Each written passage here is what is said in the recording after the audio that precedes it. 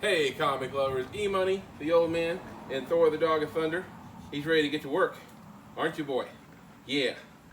It's a hard job, isn't it? Tommy did something. Tough job, right? All right, so today we are talking about a couple of TV shows the old man and I are watching / reacting to. We're going to be reviewing some fan opinions, some fan reactions, and fan theories. We're going to be doing all that. All right, also we're going to be talking comic book reviews and previews, and we're going to be telling you guys what you can expect from this weekend sales. All right, so two girls that Donnie Blaze has had up on his stage. One of them went through a portal into a goblin town in another realm and potentially sold her soul to the devil. The other one ended up in a parking garage in Pomona. Let me tell you, the second one's worse.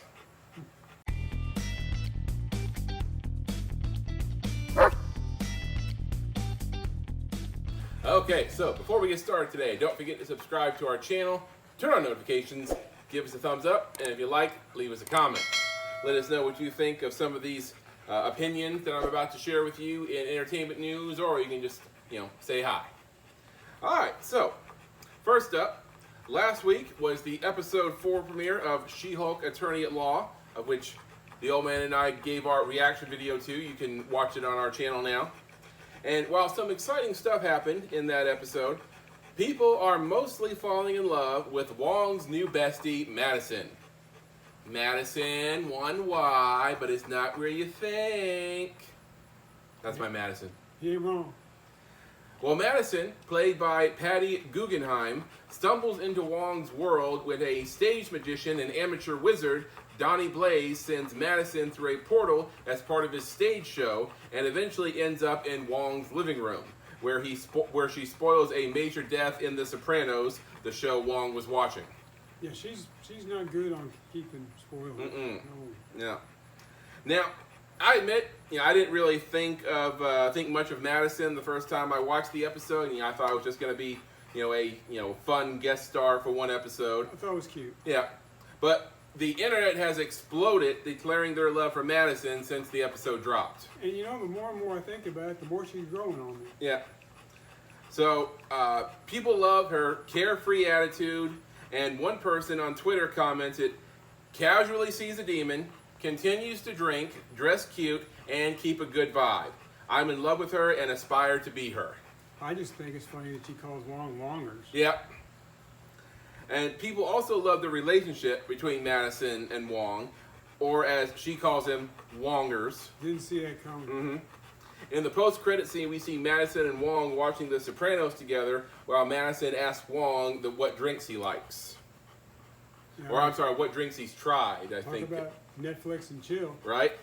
And I thought for sure Wong was gonna get upset with her, and he's like, "Hey, just let me watch the show. Like, why do you care so much about what drinks I like?" But no, Wong was totally cool about it. So, not sure if we're gonna be seeing Madison returning in the future. Better. I mean, I don't know if they were expecting this kind of a reaction to her. So, but you mentioned that if we see Wong again, then if you don't see Madison, you're gonna be disappointed.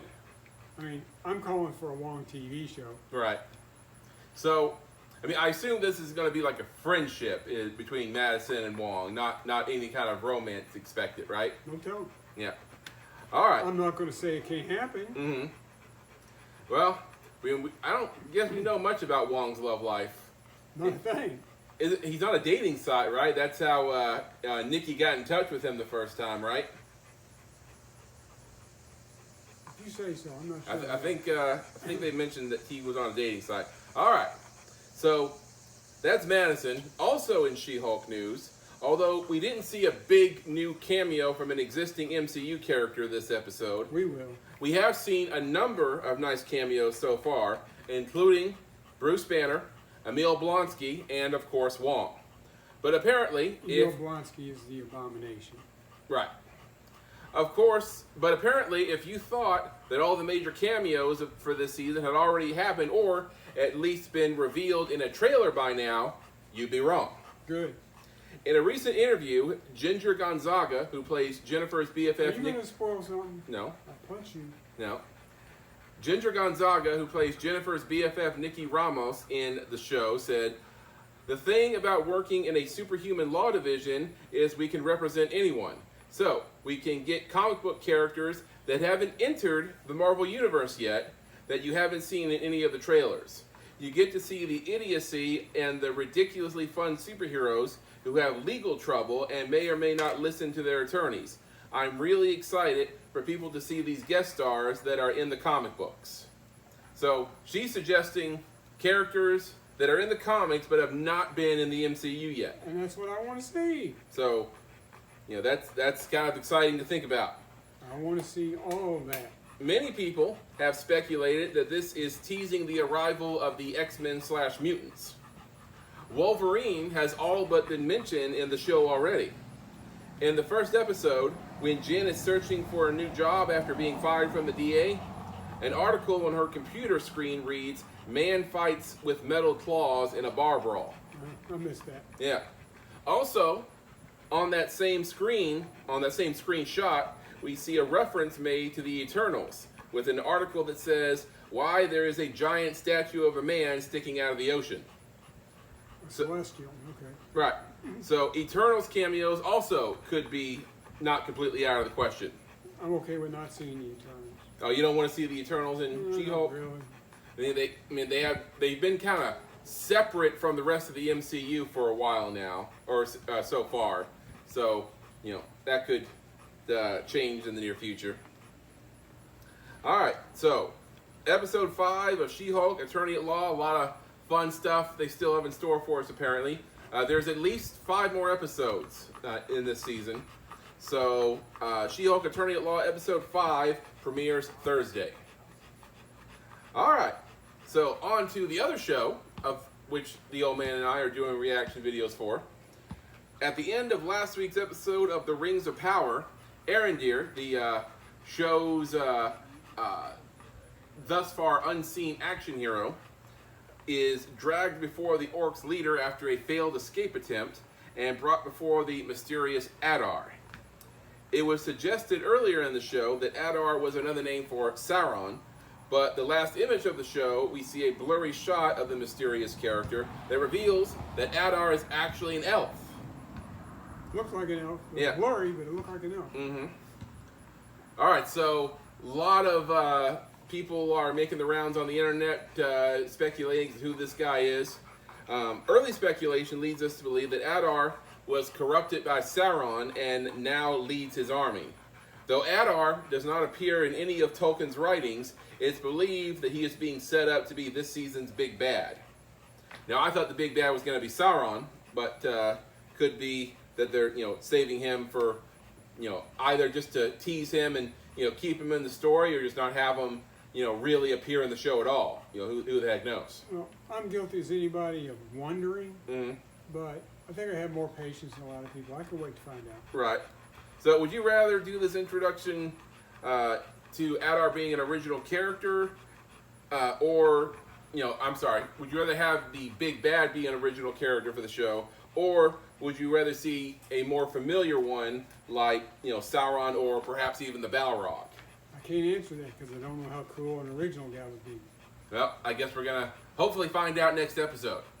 So episode 4 of The Rings of Power drops this Friday. All right, that is going to do it for entertainment news this week. Did you have fun? Yeah? All right. They had a warg at the end of last week's episode. He was nasty looking. That's the saddest looking warg I've ever seen. Yeah. He weren't pretty like you. Yeah. All right, that's going to do it for entertainment news. Now, let's head inside and talk comic books. All right, so I know we said that we're going to talk about comic books, but in the time it took us to get down here, a lot of stuff happened. The D23 Expo at Disney happened this past weekend, and we need to talk about it, because if we wait until next week, it's going to be old news.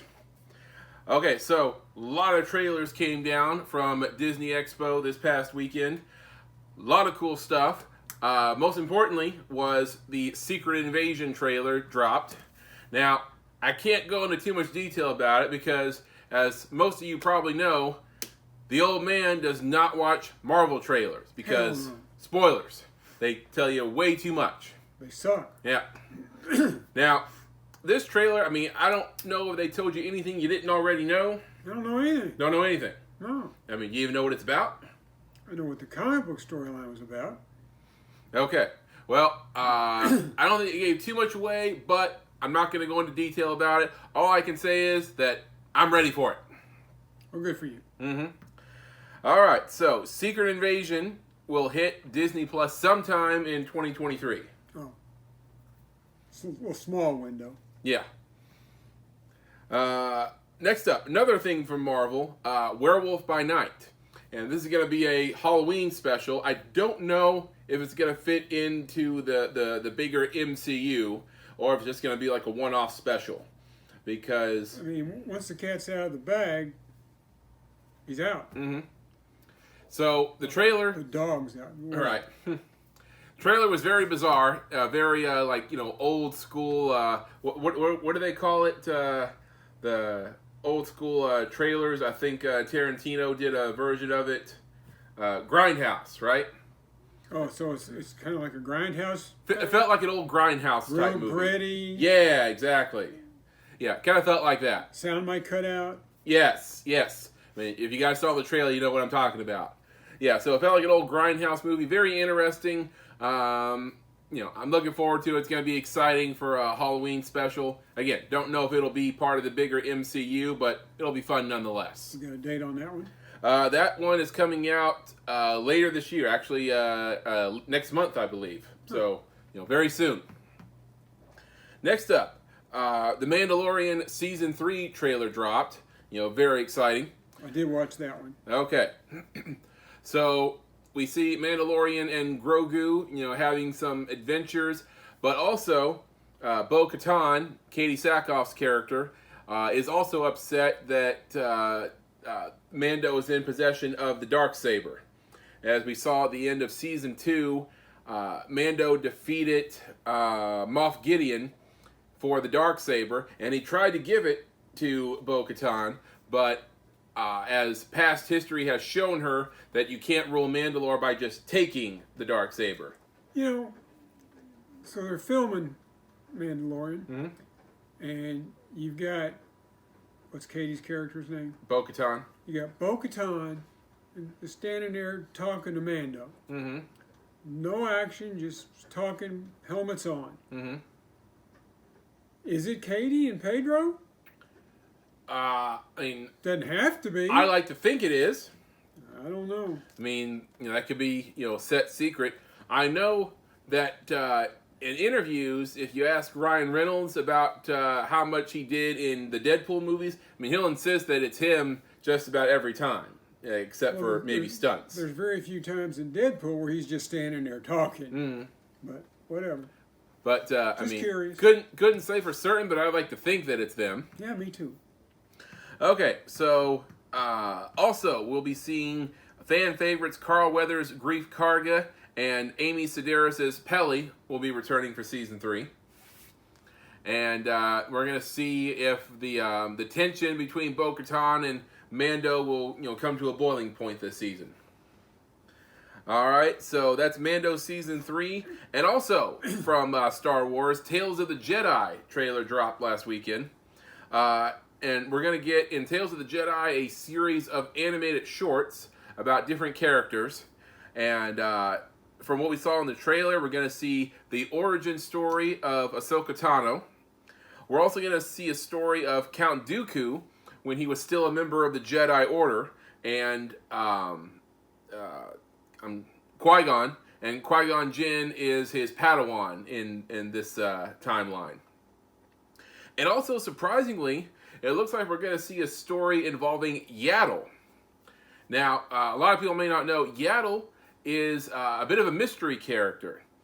Yaddle is a member of Yoda's species, one of which we've seen very few of. We've seen Yoda, we've seen Grogu, and we've seen Yaddle. And to my knowledge, that's about it. And we still don't know what the name of the species is. So, Little green guys. All right, so Yaddle appeared in Episode 1, The Phantom Menace, as a member of the Jedi Council. And I don't even remember if she said anything, but Is it she? it's a she. Huh. Yeah. So she was on the Jedi Council in episode 1, and then in episode 2, she mysteriously disappears. And as far as I know, I mean, I'm not a Star Wars historian by any means.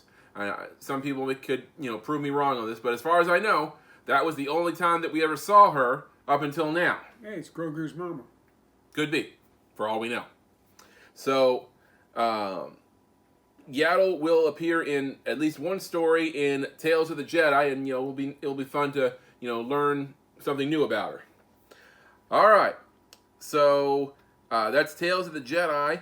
Also, Willow trailer dropped for the new Willow series on Disney Plus, and it's going to pick up several years after the movie hit. And I'm excited about this because it's always nice to return to a fantasy world that you enjoyed years before. And it looks like, based on the trailer, that Willow is just a full-blown sorcerer now. Is Mad, what was his character's name? I don't know. The swordsman. Val Kilmer's? Yeah. I did not see him in the trailer. The only other returning characters are the two brownies in from the movie. The little sprite things. Okay. Okay, they're going to be in it, and it looks like we're going to be introducing a lot of new characters, which is perfectly fine with me. We have a honest to God adventuring party by the look of it, so it should be a lot of fun. All right, so that's Willow. Also, I'm probably more excited about this than you are. Hocus Pocus 2 trailer also dropped. I mean, it was a good movie, but you really liked that movie. I mean, I was a kid when it came out. Of course I liked it. I watched it probably over and over again on Disney Channel. Wasn't that your first exposure to Doug Jones? Not counting the McDonald's commercials, I'll say yes. So yeah, Doug Jones, the original witches, also all returning, as well as Doug Jones Billy, the zombie. EMoney, Doug Jones, romance. We met a couple years ago. He was a great, amazing guy. I love him, and I've been a fan of his. Why don't you lay that on a little thicker? I've been a big fan of his ever since. So he'll be returning. Seemingly no return of any of the kids. No Max or Allison or Danny in the trailer, and I don't think they're in the credits anywhere, which is a little disappointing. What about a cat? Wasn't there a cat? Yeah, in the trailer we see a cat. Don't know if it's... Is he a black cat? Yeah. Oh, it's the same cat. Okay. So, I'd like to know, are Max and did Max and Allison get married or anything? Anything happen there? I know that there's actually a sequel book that came out years before where Max and Allison are married, but I don't know if this sequel will touch on that at all. But just a little mention of them would be nice. All right, so that's trailers, but also at D23 we got an announcement from Marvel Studios and Kevin Feige. Feige announced what the official roster for the Thunderbolts team will be. And they got pretty fun roster here. So the group will be led, of course, by Valentina De Fontaine, played by Julia Louis-Dreyfus. Now, when you say led, is she going to be like Waller leading Suicide Squad, or is she going to be out in the field? I'm thinking the Waller thing. Okay. I mean, I wouldn't think she would be out in the field, but how this stuff goes, stuff can happen. I know who's on this team, and there is a natural leader on the team. Right. So, So also on the team, you have Ghost, or Ava, from Ant-Man and the Wasp. Now, I thought that she had lost her powers at the end of the movie, but I guess we'll see what happens. Didn't using her powers hurt her? Right, exactly. Next up, you have from Black Widow, you have Yelena Beleva? Whatever her name is. Yelena from Black Widow, played by Florence Pugh. I love me some Florence Pugh. Also, her father, Red Guardian, played by David Harbour. How can you not like David Harbour? Mm-hmm. Also, from Black Widow, you're going to have Taskmaster, which, I'm not sure what they're going to do with this character. The They have to improve. I mean, it the can't old get man. any worse. Yeah, the old man and I have expressed disdain for the MCU version of Taskmaster in the past. And all you haters, don't throw away the sexual discrimination thing, because I don't care if she's a woman. I care that the Taskmaster that I'm familiar with is brilliant, a great tactician, just super intelligent. Who was that in the movie? I mean, she was just a mindless drone, was all she was. Terrible. I mean, Terrible. you know, had her memories wiped, and she did the bidding of the big bad behind the desk. I forget his name, but yeah, I mean, she was just a mindless drone with no personality. So I'm going to assume, Kevin, you're going to fix that crap. I mean, so many times. I mean, not a lot of times, but enough times that it's noticeable where they screwed with the source material from comic books. It never pays. Yeah, they screwed up Taskmaster, then they screwed up the Mandarin in Iron Man 3. Well, then they tried to fix it in Shang-Chi. I'm okay with the way they fixed that. Mm-hmm. Well, they started fixing it before Shang-Chi when they told us that it wasn't the Mandarin. Right. So I'm okay with that one. I wasn't okay when they first did it. I thought that was really the Mandarin. But they fixed it. Right. So hopefully they'll fix Taskmaster. So you don't screw with the source material. I mean, that's the lesson to take away. All that source material, why would you feel the need? All right, so you have those characters. And also, from Falcon and the Winter Soldier, you're going to have Bucky and also U.S. Agent John Walker. Now, how those two are going to get along? I mean, you got all of this history between these different characters. I mean, you know, Yelena and Red Guardian having history with Taskmaster, and Bucky and Walker having a history with each other. You know, it's curious how they're gonna mesh together and work as a team. I've always liked character development and character studies in my stories. This is definitely a character study. Right. Or So it better be. So curious, they just recently reintroduced Abomination, Emil Blonsky, in She-Hulk. And yet, Abomination does not appear in the roster for Thunderbolts. Well, I'll be honest, I've only read a couple of Thunderbolts, so I don't know who to expect on the team. I mean, I think everyone was kind of expecting for Abomination to be a part of the team. The thing I see missing the most is, where's Hawkeye? Well, I mean, was Hawkeye I mean, I know recently he's become leader. On the team a lot. He's been on the team a lot. Okay, so you know, a lot of stuff can happen. I mean, it could be, you know, Abomination becomes one of their first missions, and then later on down the line he joins the team. Well, you know, anything can happen. I hope that they kept something in their back pocket. I mean, don't tell it all to us. Right.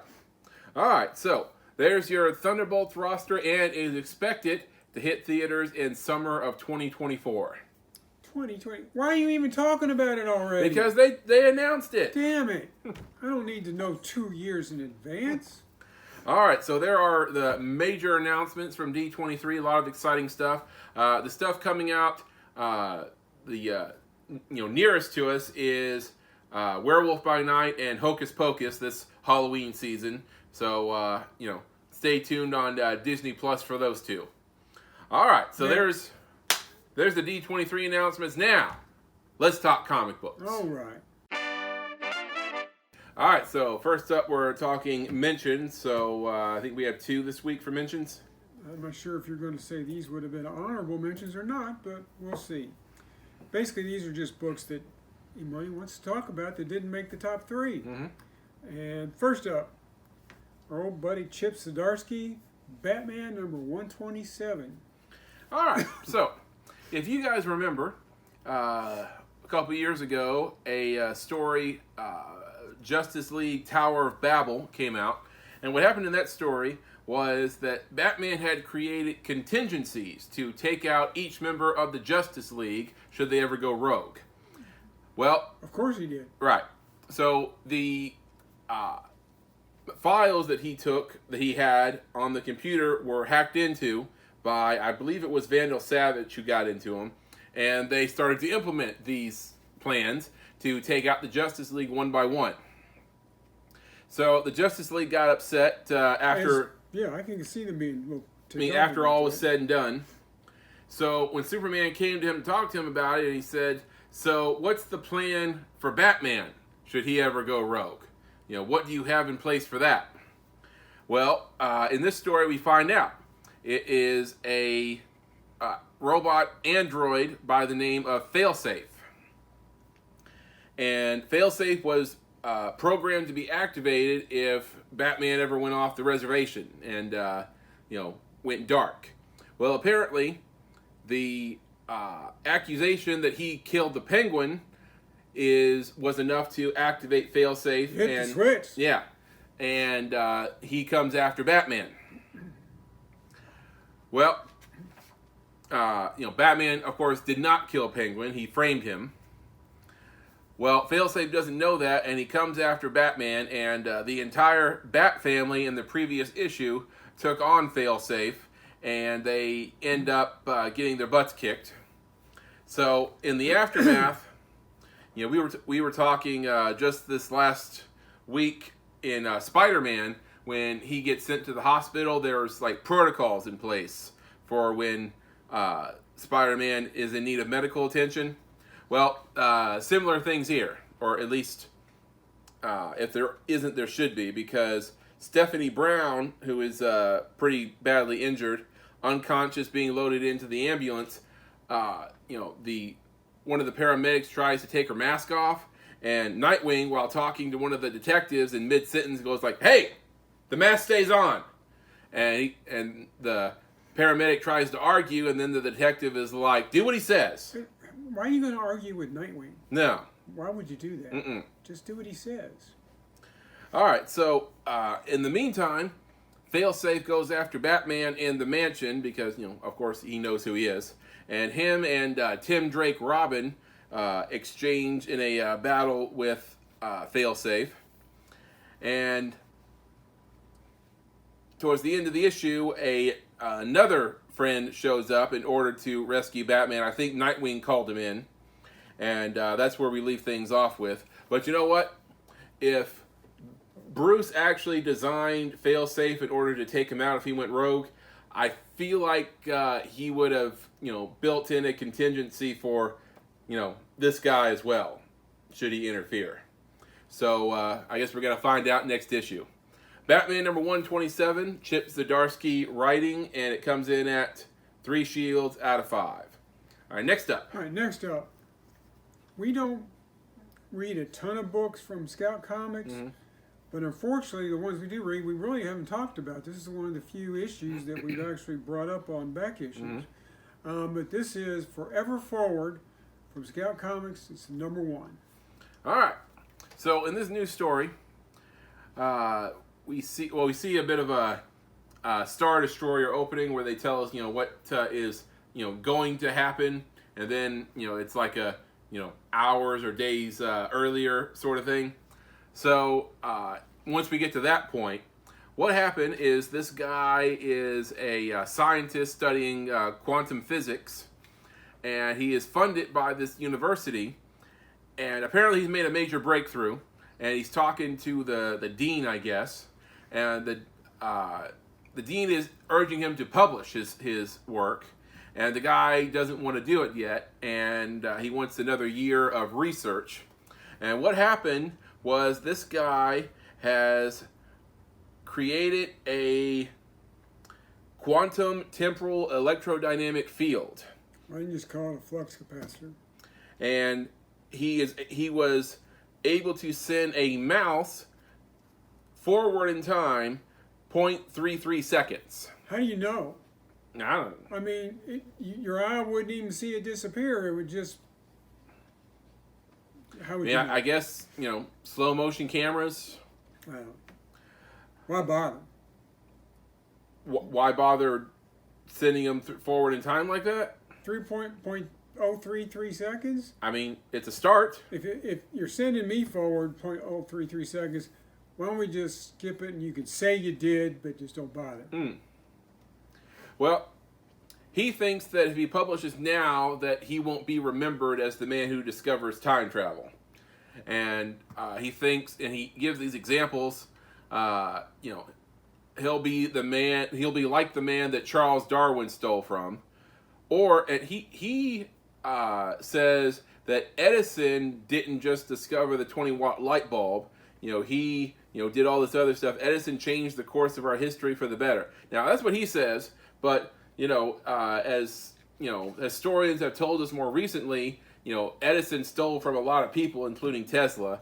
But that's discussion for another day. But anyway, that's what he says. So he wants to be able to send a person forward in time and then publish, because he doesn't want people to build on his work and then get all the credit. So some friends of his, gather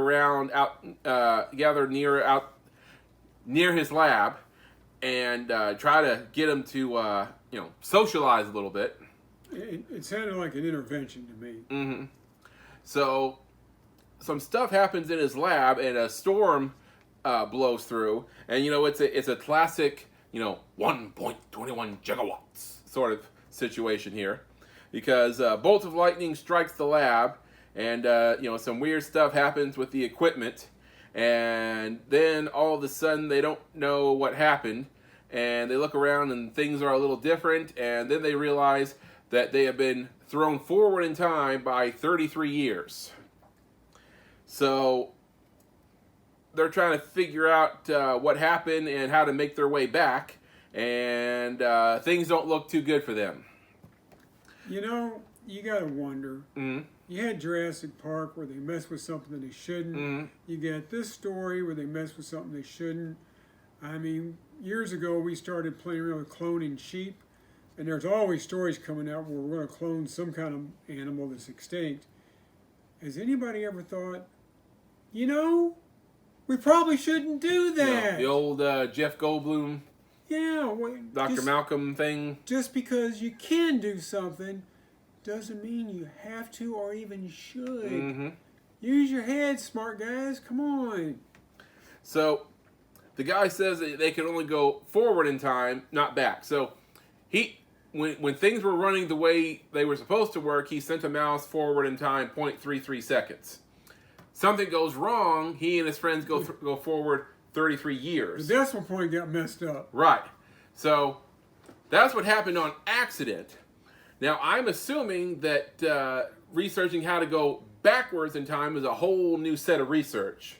Well, there are some things that are absolutely impossible, Mm-hmm. that go against nature and all the laws of physics, and I could see where, far-fetched as it might seem, you could go forward in time, because you can't really create a paradox if you do that. Mm-hmm. You go backwards in time and you kill your own grandfather so that you couldn't exist to create the time travel to go back in time to kill your own. Boom. Something bad gonna happen. I mean, we can debate time travel theories all day, but no, actually I couldn't, but I could probably do it for 10 minutes. But they're definitely up the proverbial creek without a paddle here. So interesting story. Looking forward to see where they go with it. Forever Forward, #1 by Scout Comics, comes in at 3.5 shields after we rounded it up. 3.5 rounded up. All right, so that is our mentions for this week. Now on to our top 3. All right.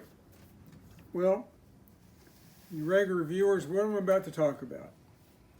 Not the top 3. Something always comes first. There was a tie. Oh, no. So, as always, I check with EMoney. How do you want to break this tie? He says, Dad, hop in the car. Let's go. I mean, I'm like the family dog when you say get in the car, let's go. Okay. So I got in the car and we went. Went across town. And we pull up at a Dave & Buster's. I have never been to a Dave & Buster's. You've been to some even out of town, right? Yep. No, not me. I don't get out much. So we go into their big gaming area. And he steps up and starts just putting the money into a machine called Dance Dance Revolution.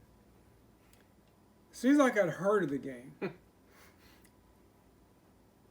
But the main thing is, I will be eternally grateful if nobody recorded the old man's performance on this machine, and it shows up on the internet. I don't need that. You don't need that. Nobody needs that. So at any rate, I was doing good just not to fall down. EMoney, where no Fred Astaire was better than the old man. So he won. So if you don't like the order of numbers 1 and 2 on this top 3, him. Blame him. Send all your nasty comments to EMoney at EMoney and the old man at outlook.com. Light him up or put the comments right down below. All right. All right, ready to go. Number 3. It's actually gmail.com, by the way. What I say, Outlook? Yeah. Not my personal email is Outlook. All right. Anyways. Good correction. You're going to put that at the bottom of the screen? Sure. Yeah. All right. Now you have to do it. Ha ha. All right. So here we have a new book from the marvelous guys at Marvel. We don't read the regular Avengers book, so it was good to touch base with the Avengers again. This is All Out Avengers number 1. All right. So as soon as this issue starts, there's no build up to it or anything. Well, that's because they refer to non-stop Spider-Man, where it's just all action, no build up, no yakety, just right into it. So they wanted to do the same thing here. Oh, okay. So they jump into the story after it's already developed. All right, so opening page, Captain Marvel has apparently been corrupted by some kind of entity, and she's got glowing red eyes and spikes coming out of her body. And it was funny is she's like, all right, so which one of you wants to die first? And you see she's talking to Iron Man and Thor, and the two of them are like, and she decides she'll go after Thor first. So Tony fights her off for a little bit, and then a little while later, Thor's back up again, and I like his coming back into it, and he stands up, and his Mjolnir's crackling with lightning, and Thor's like, Captain Marvel, I would have words. And he flies back into it. Meanwhile, Captain America, Spider-Woman, and Blade are on an alien ship. And what the hell kind of mix is that? Good enough for me. So they're trying to find the source of what's corrupting Captain Marvel. Also, at the same time, Black Panther and Spider-Man are on a Quinjet on their way up to them. So, good action from Cap, Spider-Woman, and Blade, and then you see, Iron Man and Thor fighting Captain Marvel. And also, you get some, fun comedy moments with Spider-Man and Black Panther. And as much as I don't really like comic relief, I enjoyed this. Mm-hmm. So, no real resolution here. We gotta, pick this up again next month. So, All Out Avengers number 1, our number 3 pick with 3.5? 3.5. 3.5 shields out of 5. All right, next up. Next up. This has been a pretty good book since they relaunched it, number 1. Also from Marvel. Punisher, number 6. All right, so if you've been reading Punisher, in this issue, we see a confrontation that's been building up for a while now, in which Punisher finally takes on Ares, the god of war. So, although Punisher has, access to a lot of different weapons and, high-tech devices and such, he proves to be not much of a match for Ares. Well, that's because Ares is the god of war. Mm-hmm. Well, towards the end, Punisher has to unleash some of his own power that was given to him by a demon from the Hand. And tries to finish off Ares with it, but, stuff happens. And towards the end of this issue, we get a visit from an old friend, and, have to wait and see what he has to say to Frank about all this. So, great artwork, great action in this issue. Punisher number 6 ends up with 4 shields out of 5, our number 2 pick. All right, number 1. Imagine this. This is a Batman book. Mm-hmm. It's an oversized book, It's called Batman Dear Detective. It is a one-shot. And it is Lee Bermejo's baby. He wrote it, drew it, did the covers, whole 9 yards. But basically, it's a bunch of full-page panels, all drawn by Bermejo. And every 4 to 6 pages, you'll get a page of prose, like that. I thoroughly enjoyed it. What'd you think? I mean, obviously it's fun to look at. And it's a quick read. I mean, you just have to, read, one page from, this letter that's being sent to Batman every couple pages. And, then you flip through the artwork, admire it, and then you get to, the next one. And by the end of it, you may be able to figure out who's written the letter to Batman. Well, that's why it took me longer to read it. Because each page that would go by, I would just tear it apart. Because I kept thinking it was the Riddler. Sure. But the more I got into it, it's like, this doesn't sound like the Riddler. Even from that one-day one-shot. Not even that Riddler. It just, whoa, who is this? And at first I thought it might be, Roz, because, it says Dear Detective, and he calls him Detective. But no, it doesn't sound like him either. No, it's not. It's neither one of those two guys. But if you want to find out who signed the letter at the very last page, you can.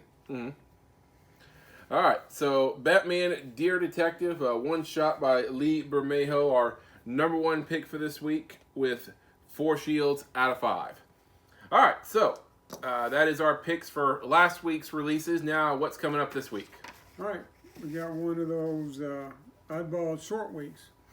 1, 2, 3, 4, 5, 6, 7. Usually we get somewhere between 15 and 17 comics a week.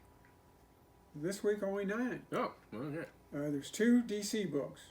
Both of those are in the anticipated category because you have Batman versus Robin #1, and you have The Flash, the fastest man alive #1. Now we haven't read Flash in a long, long time. All right. So hopefully this is a good jumping on point and we can kind of follow along for a while. Okay. Marvel, we're picking up 6 titles. I guess the one I'm looking forward to the most is Midnight Suns. Now the Midnight Suns back in the 90s was a certain team. This ain't your dad's Midnight Suns. Okay. Totally different. There's a Ghost Rider who doesn't look like any of the 2 current Ghost Riders. So, going to be interesting. Looking forward to it. And of course, Frank Frazetta's Death Dealer, #5 comes out. Okay. So those are the ones the old man's looking forward to the most. All right, so there's our recommendations. Get them at your local comic book shop now. All right, so that does it for comic book reviews. Now, let's take a look at the old EMoney and the Old Man sales for this weekend. All right, so this Saturday is EMoney and the Old Man's pop-up comic shop. It is September the 17th. It's going to be 8 a.m. to 1 p.m., 7002 Brookbend Way. All right, so we don't have too many of these left this season. I mean, we got the rest of September, and then I believe we have 4 shows in October. And then the last Saturday in October, we're actually going to be in Shepherdsville because the Old Man and I are doing our first ever convention as dealers. We're going to be going to the Creature Feature Show, formerly known as Halloween Fest, in Shepherdsville. And we're going to have a booth set up. We're going to be selling toys and comic books, obviously. And, that's where you're going to be able to find us that weekend. And that's gonna wrap up our season because we've already committed to that being our final blowout, I guess you would say, of the season. Hey, the way it's getting chilly, I don't know that I'm going to make it that long. Right. So, if you want to come to our pop-up shop where we have, not all of our inventory, but as much of our inventory as we can put out at one time, come by our sale in the next few weeks. All right, so giving you guys a little preview, we're going to have, comic books starting at $1 and going up from there. A lot of great keys, and we're going to have toys and action figures. We have vintage superhero board games that are going to be available, all kinds of fun stuff, as well as DVDs and Blu-rays. All right, so for this week's preview, for the comic books, I decided to go with a Wolverine preview here. Wolverine! So, first preview, I have issues 2 through 3 of the Frank Miller... 2 through 4. 2 through 4, sorry, of the Frank Miller Wolverine story. And all these here, and issue 2, of course, is the first appearance of Yukio. So all those are going to be available. Where's number 1? Number 1 was sold earlier this season. That's what happened to that one. Yep. All right. We'll try to get another one in. Good chance by the time we come back next year, probably have one in stock, if not sooner. Hopefully so. Also, for Wolverine, we have this Wolverine versus Blade special. Good old Blade. And we have a lot of other Wolverine issues to choose from. Yeah. So, come by and check those out. All right, so those are the comic book previews. Now on to our toys. And for our toys this week, I thought I would do a Hulk special because, She-Hulk is out right now. Old Man and I are doing reaction videos for it. So I thought I would go all Hulk this week. First up, this is really cool. I don't usually promote loose figures, mainly because we don't have a whole lot of them. But this time I thought I should because it's really cool. This, all the way from 1978, a 12-inch fully posable Hulk action figure. Now, I did my research on this, and the fact that we have both the shirt and the pants is really cool because a lot of people don't have that. Well, I'll tell you what. We took his clothes off to run them through the wash. Mm-hmm. And the naked figure, I'm not displaying that. No. It's not anatomically correct, and it's just ugly. Yeah. So, if you look on eBay, a lot of people have, just the figure, naked Hulk. Some people, they got the pants, which, that's still cool. It works. Classic Hulk look. But, having both the shirt and the pants is really cool. If we had him in his original packaging, the price would be, through the roof because that's incredibly rare. But this one, super cool from 1978. So that's going to be available this weekend. Also available, going to She-Hulk. We have from the Incredible Hulk UPN Kids action figure line from Toy Biz, we have She-Hulk with Gamma Crossbow. Also, another one, this is one of our Toy Fair exclusive figures. I told you guys about those last week. This one, I think it's made in the same style as this one, only in this version, She-Hulk is wearing her Fantastic Four uniform. And, this is the packaging it came in because, like I said, it's a Toy Fair exclusive. And then, also, we have a couple of these Marvel Mini-Mates. They're like Lego-ish, but they're not Legos. These figurines, and this one is the Hulk and Bruce Banner. They're slightly bigger than the Lego people. Right. So we're gonna have this and a couple other of these Mini-Mates available this weekend. Also, I don't have it here; it's in our storage unit right now. But we have a Hulk Rage Cage. The old man and I, we sold one of our Rage Cages. We have three. We had 3, and we sold one last week, so I'm going to break out another one this Saturday. Okay, we sold the middle one. Mm-hmm. Are we going to bring out the small one or the ginormous one? I think I'm going to do the ginormous one. Woo! Yeah. If anyone is interested in Hulk stuff, I feel like, they'll, be interested in that one. All right, so all these and much more going to be available this weekend. Like we said, 7002 Brookbend Way, Louisville, Kentucky, 8 a.m. to 1 p.m. this Saturday. All right, so that is our pop-up shop. Now, what are we going to be doing on Sunday? Well, Sunday is mine and the old man's Whatnot auction, and we do one every Sunday. And I didn't really have a theme in mind for this week's auction. No theme? Yeah, we've done all kinds of themes. We've done all Marvel theme. We did. Our first auction was an all Marvel Legends or almost all Marvel Legends theme, and we did an all DC theme this last weekend. and we've done a die-cast auction, and then one time we did a no Marvel, no DC auction. This time, I'm just gonna say the heck with it. I'm just gonna mix it up. So you're saying that EMoney's going to do a whatever on Whatnot? Pretty much. I'm just gonna. I don't know if I can handle it. The world's going to come to an end. I'm gonna go through our inventory, and I'm gonna look through everything, and I'm gonna say, would the people at Whatnot like this? And if the answer is yes, I'm gonna put it in the bin. So it's probably gonna be a lot of Marvel, some DC because we just did DC last week, some DC, and I might throw in a couple extra things as well. All right.